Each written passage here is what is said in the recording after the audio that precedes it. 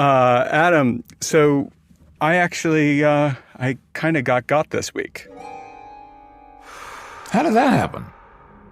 My computer, when it started, it asked for the startup disk, and when I said, here's my password, it said, nope, that's not your password, even though that was totally my password. You forgot your password? Nope.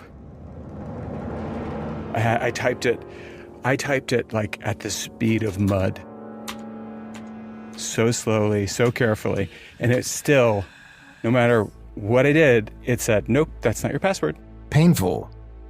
Very. So here's where it got interesting. I restarted my computer maybe 4 times. Each time I did it, I had these echoes in my head of 1998 when you did that, your computer was progressively getting more erased or messed up. And then all of a sudden it just worked. And I was not God, and I was happy, but oh my God, I was terrified. I was waiting for I totally will give you your password, Mr. Friedlander, if you give me 1 Bitcoin. I was waiting for it, and it didn't pop up. Then somehow it just started working, so I have no idea what happened. So no frozen screen. Yeah. No skull and bones. Nope. No a clock ticking back from 90 hours telling you your life was Adam, about to end. It was like Airplane. You know the movie when he says The tower, Rapunzel, and then he unplugs the whole airport and says, "Oh, just kidding." Now, listen, it can be very daunting when this thing happens, and we're going to be talking about a story later today where something kind of akin to that happened to somebody we know. Welcome to What the Hack. I'm Adam Levin, author of Swiped, How to Protect Yourself in a World Full of Scammers, Phishers, and Identity Thieves, and longtime consumer advocate. And I'm Beau Friedlander. I write a lot about scams, hacks, fraud, and all kinds of online crime. I'm Travis. I'm the disembodied voice floating around Beau and Adam's head. So, what's going on today, Adam? Well, today we have a guest, a wonderful guest, Joyce Bertner from New Jersey. And we're going to be talking today about a technology-related scam. Joyce, welcome to the show. Thank you. How's everything in New Jersey? Well, the sun is out, so that always makes me happy. The snow is just about gone. I've had my second vaccine 2 days ago. Mazel tov. Amazing. And I'm glad I did not have to cancel this because I felt really sick for several hours yesterday. It was like a faucet. It came on and it shut off. It is wonderful that Joyce is with us in particular because when I lived in New Jersey 3 centuries ago, right. There was a great phrase by our, at that time, Governor Tom Kean. And his line, in his best Bostonian accent, was, New Jersey and you. New Jersey and you. Perfect together. Perfect together. Perfect together. So having Joyce with us today is like New Jersey, Brooklyn, and Arizona, and Oregon. Perfect together. Perfect together. Well, I've lived here all my life. Hey there, campers. Look, if you have a story about being a victim of a hack, we'd love to hear about it. Give us a call at 623-252-1828. That's 623-252-1828, or email stories@whatthehackpod.com. Now, Joyce, where in New Jersey are you? Short Hills, Essex County. Horse country, no? No. I always say that to everybody. Whenever they tell me New Jersey and where they're from, I say horse country, and they always say no. Well, I'm glad you didn't say what exit on the turnpike. No, I know better than that. Oh, I hate that. So what do you do? What do you do for fun out there? I'm a big walker, hiker, amateur chef, sourdough bread baker, big reader, knitter, grandmother. And raconteur extraordinaire. I'm married to my wonderful guy, Jerry, for 50 plus years. I worked in PR. Now Adam already knew Jerry, so how do you guys all know each other? Jerry and I know each other through stock market, financial management, all that. But anyway, Joyce, it's great to have you. Great to have you on the show today and to talk to you basically about your experience. So give us the lead up. How did this all kind of unfold? I logged onto my laptop. I was about to play a game with three friends, which I do regularly on Mondays. And So what's the game? What's the game that you play, Joyce? good old MahJong. Oh my gosh. You play MahJong on Zoom? Well, no, it's an app online because, we have not been able to play in person. So some clever person figured out how to put the game online as an app. It's actually quite good. So who do you play? I play with three other friends. One's in Arizona, near you, Adam. Two are here, but in different towns. And we could chat with each other. It's actually quite good. So is this like is there gossip? Is this like a real MahJong game or serious playing? No, we don't talk. No, we seriously play. So who wins? The luckiest. Anyone in particular? The Depends luckiest? on the computer throws the tile. Anybody interested, go on realmahjong.com.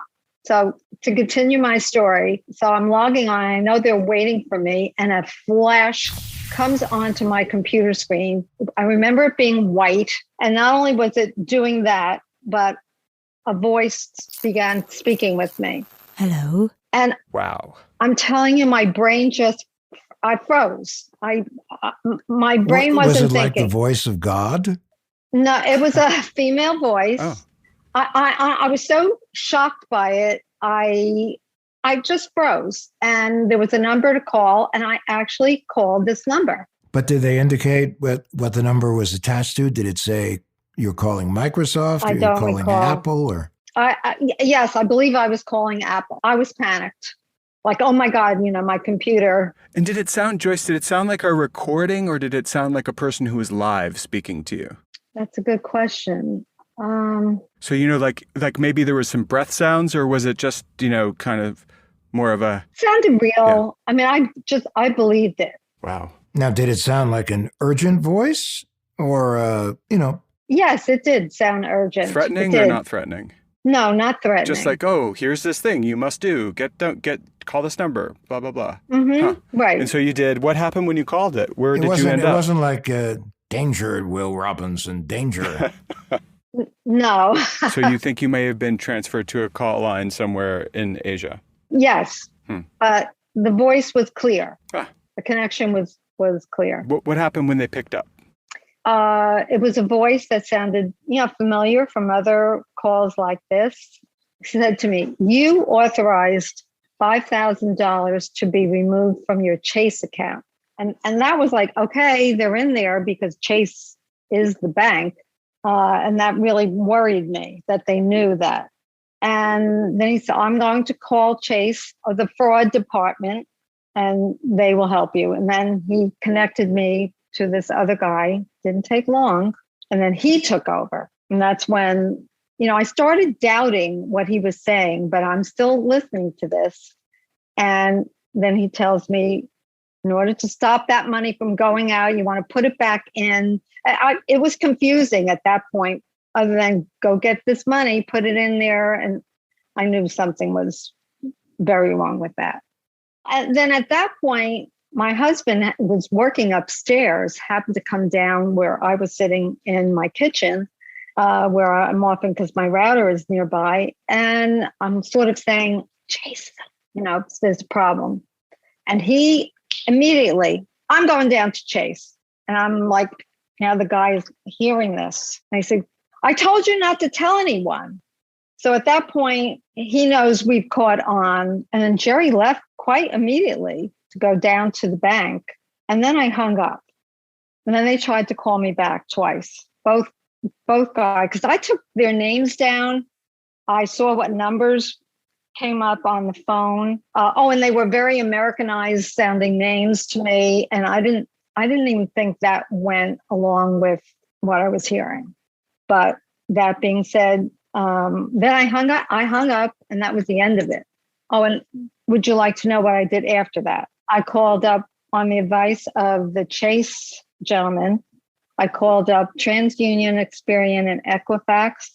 I froze our credit reports. I changed the password on my Chase account. I got a new credit card. And, the story has a happy ending. No money was taken. And that's kind of it. Well, you did the right things to remedy the situation. That's clear. The point also is that the advice that we can all give together, including you, based on your experience, is that if something pops up on your screen and flashes and tells you to call a number, don't call the number.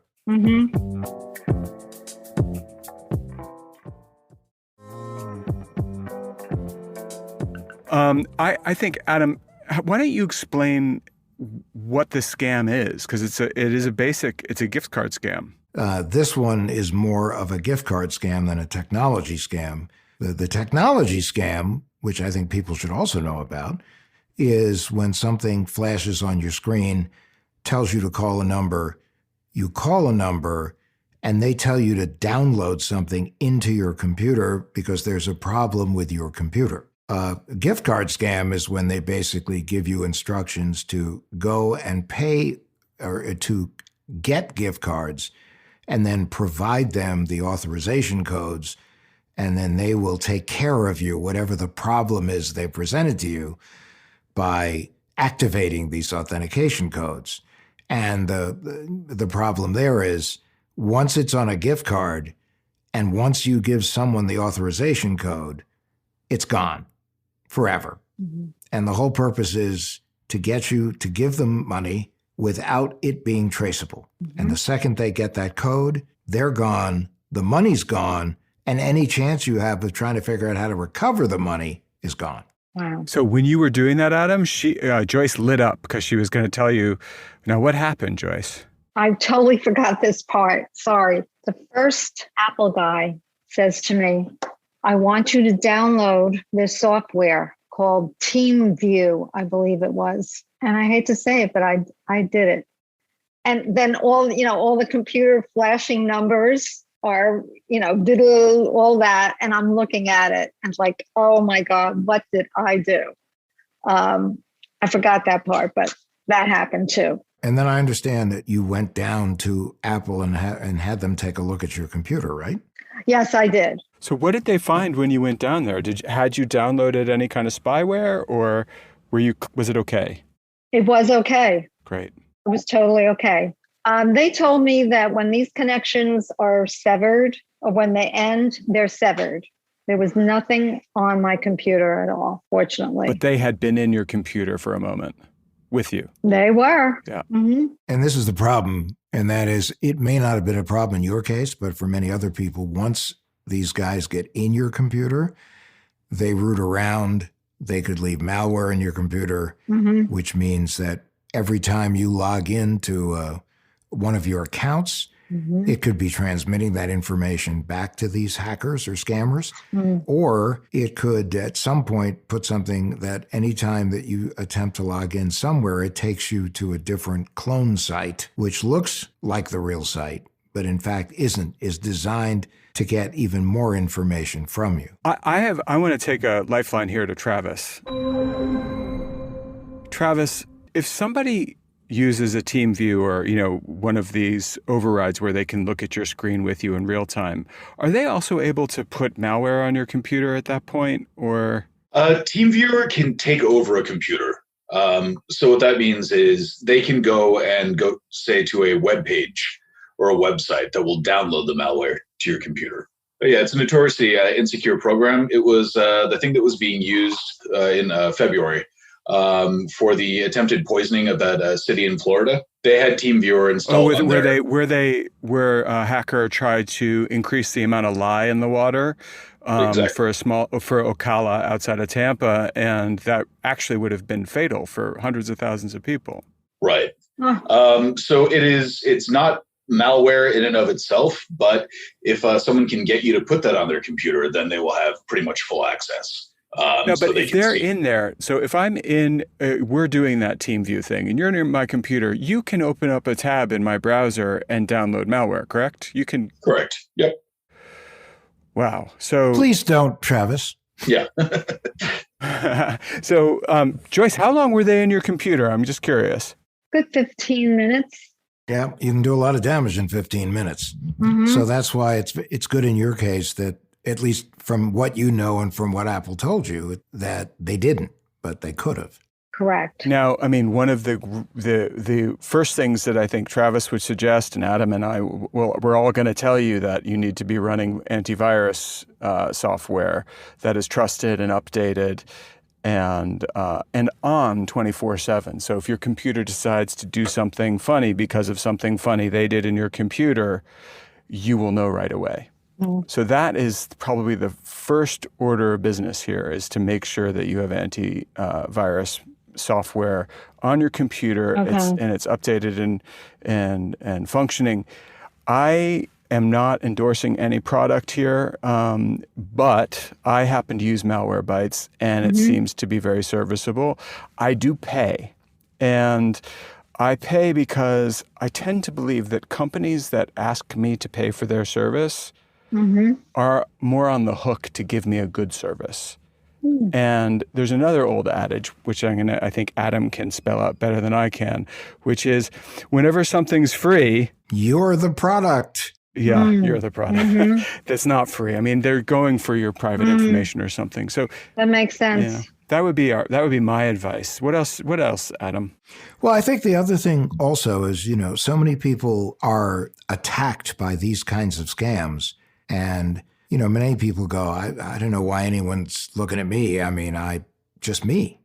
But what people don't understand is that to a hacker, you are El Dorado. You're where the gold is, because you have data, you have information, you have financial information, or in their eyes, you could be a tributary to a larger river, which means you may not be target, but you may be the HVAC subcontractor that has access into Target, and you personally may be an employee of that company. So oftentimes hackers get into companies and expose the data of sometimes millions of people by compromising somebody that works at a company that does business with their target. Well, that is like, so to put this into real terms for you, Joyce, your next MahJong game could turn into a group Jeopardy match where everybody is exposed to whatever you were exposed to. And I think that that's sort of where it becomes a community effort to say, like, I'm going to take care of my stuff and make sure that I'm as secure as possible, because I want to make sure you're as secure as possible, and my friends are, and that, when I go online, nobody is it's almost like what we've experienced with COVID-19, where, like, I am going to try and stay healthy so that I can help you stay healthy. It's very similar. They're both viruses, just one happens to be digital and one biological. Right. The thing that you did, Joyce, that is, so you may not feel great about it. You may feel like, oh, I cannot believe I fell for that. However, you did something that a lot of people don't do. And by doing what you did, you probably saved the MahJong game. So what you did was you raised your hand. You said something happened. It's just important, again, like, what do you want to do? You want to protect the MahJong game. You want everybody to have a good time and not have to deal with a phony banker at 2 a.m. somewhere on the other side of the planet. And I'm going to be joining you in some MahJong fairly soon, Joyce. Sorry to say, you're stuck with me now. I would love it to teach a man how to play No, actually, men do play. It's an old Chinese game. It is good. It's a challenge. I'm in. Well, I guess. All's well that ends well. We call that a teachable moment. But anyway, listen, Joyce, we can't thank you enough for being on the show. Totally enjoyed it, everyone.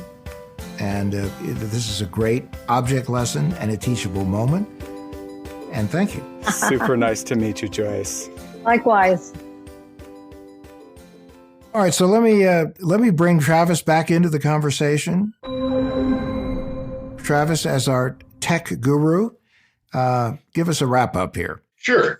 There are several scams making the rounds right now that specifically target Apple users. What they're looking for is, first of all, to get you into a feeling of panic they will call you saying that they're with Apple support. Apple Care or Apple support can be very good, but they're not so good that they can tell you that your computer is broken and then call you and contact you to let you know that. So usually what they'll do is they'll try to get you to do that and then get you to call. They'll try to get you to install software, but from there, they just see whatever they can get out of you. If they can get you to contact the bank on their behalf, they'll do that. If they can get you to provide a credit card number, they'll do that. If they can get you to install software to your computer, though, that is very much the mother lode for them, because from there, that means they can access any number of your other files, even outside of your, say, iCloud account. It's a scary thing. Technology can be a mystery to so many people. Right. And that really does depend on people having that constant fear of stepping on a landmine, that, oh no, I hit the wrong button on my computer. Is it now broken? And then so when someone tells them that and then also provides them with the solution, saying, this part of your computer is broken, here's how I can help, they are going to be frantic and anxious to actually get that solution. But one thing I thought was interesting that the FTC pointed out was that Apple users are often targeted because of the fact that Apple computers and products tend to be more expensive. So they're going after people that they think are a little bit more well-heeled, as it were, which makes them a better target. Because if they're going to empty out their bank account, for instance, or if they're going to get any valuable information, if you have someone that's using, say, a new top-of-the-line shiny MacBook, or if they're using a 8-year-old Lenovo laptop, the cost difference there usually ends up meaning that the target is more appealing. I wondered, Travis, how do they, whoever they are, know what kind of computer I'm using? I mean, I get that they might know that I'm on an Apple, but how are they going to know that I'm using the latest MacBook, for example, or MacBook Pro? A lot of that can come from your browser. So if you, say, go to a web page, or if you have a tracking cookie on your web page, everywhere you go online actually leaves a significant footprint. Part of that says what browser you're using, what browser version you're using, what operating system you're using. And if it's something that's relatively recent, or if you're using, say, the most recent version of Safari and the most recent version of the operating system, that implies that it's going to be a newer computer. That's terrifying. So is this called data dust? It's a good term for it. Yeah, I think so. It's digital thumbprints. There's any number of ways to put it, but really, I mean, it's something that it doesn't even need to be done by hackers. Google Analytics, for instance, can tell you if you have a website, just who got on and where they're coming from, what kind of computer they're using, and so on. It's just the act of opening up a web page is pretty much opening a lot of information up about you that most people aren't really aware of. Next time you play MahJong, you're going to be talking to anybody in India or Bangladesh or wherever the heck Joyce got transferred to? Yeah, I would prefer not to do that. And that's my message to anyone, is if something is flashing on your screen, if it tells you to call a phone number, don't do it. Just remember, if they want to get into your head, one of the best ways to get into your head is to get into your computer. What the Hack is a Loud Tree Media production in partnership with Large Media. That's LARJ Media. You can find What the Hack wherever you get your podcasts. Be sure to follow us on social media and find more information at adamlevin.com.